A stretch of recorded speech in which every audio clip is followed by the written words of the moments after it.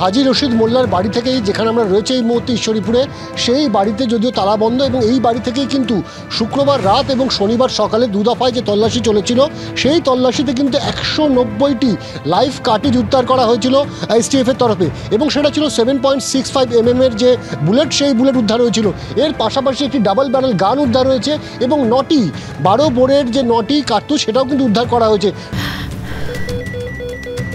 ক্যান্সারে নেই আর ভয়, NCRI হবে এর জয়। আপনাদের ভরসা নেতাজি সুভাষচন্দ্র বোস ক্যান্সার হসপিটাল। স্বাভাবিকভাবে এই যে বিপুল সংখ্যায় কার্তুজ তিনি বাড়িতে রেখেছিলেন, কী উদ্দেশ্যে রেখেছিলেন সেটা কিন্তু এখন স্পষ্ট হচ্ছে, কারণ একের পর এক গ্রেপ্তারি হচ্ছে, এবং এই যে ফারুক মল্লিককে আজকে বসিরহাট থেকে গ্রেপ্তার করা হয়েছে, তার সাথেও কিন্তু এই হাজী রশিদ মোল্লার একটা সম্পর্ক কিন্তু ইতিমধ্যে রাজ্য পুলিশের এসটিএফ পেয়েছে।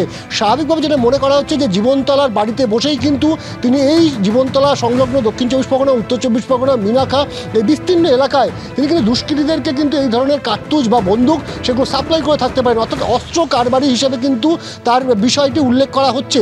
এবং এই মুহূর্তে কিন্তু এখন খতিয়ে দেখতে চাইছেন রাজ্য পুলিশের এসটিএফ যে দোকান থেকে, লালবাজারের কাছে যে দোকান থেকে এই গুলিগুলি বাইরে বেরিয়ে এসছে, এবং হাজী রশিদের বাড়ি থেকে যে বুলেটগুলি উদ্ধার হয়েছে সেগুলো একই কিনা বা এক সিরিজের কিনা, এবং কীভাবে তিনি এগুলো হাতে পেয়েছেন সেই দিকটা যেমন খতিয়ে দেখা হচ্ছে।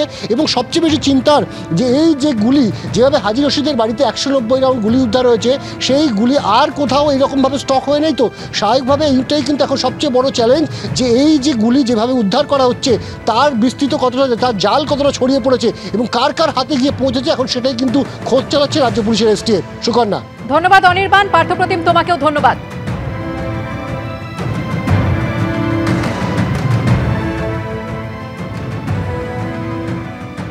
কার্তুজ কাণ্ডে স্ক্যানারে বিবাদী বাগের অস্ত্রের দোকান, জীবনতলায় 190 রাউন্ড গুলি উদ্ধারের পরে বিবাদী বাগে দোকান সিল।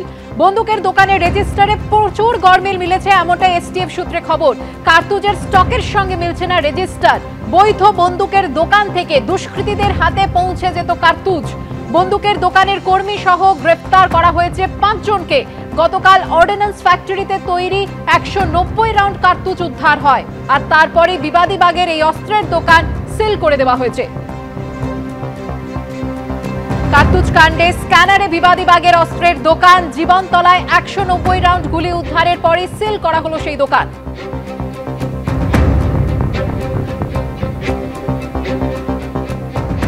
$190 রাউন্ড কার্তুজ উদ্ধারের ঘটনায় বিবাদী বাগের দোকান সিল করে এসটিএফ এর গোয়েন্দারা।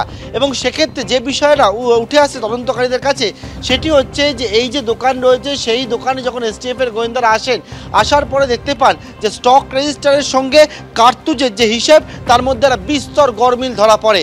এবং যেমনটা জানা যাচ্ছে, কত পরিমাণে কার্তুজ আসছে, কত পরিমাণে কার্তুজ বিক্রি হচ্ছে, কার কার কাছে সেই কার্তুজ যাচ্ছে, সেই সবটা কিন্তু হিসেব করে লিখে রাখার কথা ছিল। কিন্তু বেশ কয়েক বছরের স্টক রেজিস্টার যখন মিলিয়ে দেখেন তদন্তকারীরা, সেখানে দেখতে পারেন সেক্ষেত্রে কিন্তু একটা বিস্তর গরমিল ধরা পড়েছে। এবং এর পরবর্তীকালে এসটিএফ এর গোয়েন্দারা তারা জানাচ্ছেন তদন্তের জন্য এই যে দোকান রয়েছে, এই দোকানের মালিক সহ অন্যান্য কর্মচারীরাও স্ক্যানারের মধ্যে রয়েছে, এবং সেই কারণে দোকান বর্তমানে সিল করা হয়েছে। এবং দোকানের মালিক সহ বেশ কয়েকজন কর্মচারীকে তলব করা হয়েছে বেঙ্গল এসটিএফ এর দপ্তরে। তাদেরকে নোটিশ দিয়ে তাদের কাছ থেকে জানতে চাওয়া হবে যে তারা কি জানতো। যে অর্থাৎ একজন কর্মচারীকে গ্রেপ্তার করা হয়েছে জয়ন্ত দত্ত নামে, যিনি এই দোকানে দীর্ঘদিনের কর্মচারী ছিলেন। শুধু জয়ন্ত দত্ত একা নাকি তার সঙ্গে আরও কেউ যুক্ত রয়েছে, সেই সমস্ত বিষয়টা খতিয়ে যেতে চাইছেন এসটিএফ এর গোয়েন্দারা। যেমনটা এখনও পর্যন্ত কাছে উঠে এসছে, সেটি হচ্ছে এই যে দোকান রয়েছে, যেটা আর্মস ও অ্যামিউনিশনের ডিলার, আর এবং সেই দোকানে কর্মী ছিলেন এই জয়ন্ত দত্ত, এবং তার ভূমিকা পাওয়া গেছে তিনি কিন্তু একেবারে অর্ডিন্যান্স ফ্যাক্টরিতে যে কার্তুজ তৈরি হতো, সেই কার্তুজ রাজ্যের বিভিন্ন প্রান্তে দুষ্কৃতীদের কাছে পাঠিয়ে দিত। অর্থাৎ দুষ্কৃতীরা বিভিন্ন জায়গা থেকে আর্মস নিয়ে আসলো, কার্তুজ কিন্তু ব্যবহার করতো, সেটা হচ্ছে অর্ডিন্যান্স ফ্যাক্টরিতে তৈরি হওয়া কার্তুজ। এবং সেই ক্ষেত্রে এই 190 রাউন্ড কার্তুজই শুধু নয়, যেমনটা জানা যাচ্ছে এই তদন্তে নেবে আরও বেশ কিছু কার্তুজ কিন্তু দুষ্কৃতীদের কাছে চলে গিয়েছে। এবং এই ঘটনার পিছনে আরও কে বা কারা যুক্ত রয়েছে, সেই সবটাই খতিয়ে দেখার জন্য দোকানের মালিক সহ কর্মীদেরকে আরও জিজ্ঞাসাবাদ করতে চাইছেন বর্তমানে এসটিএফ এর গোয়েন্দারা।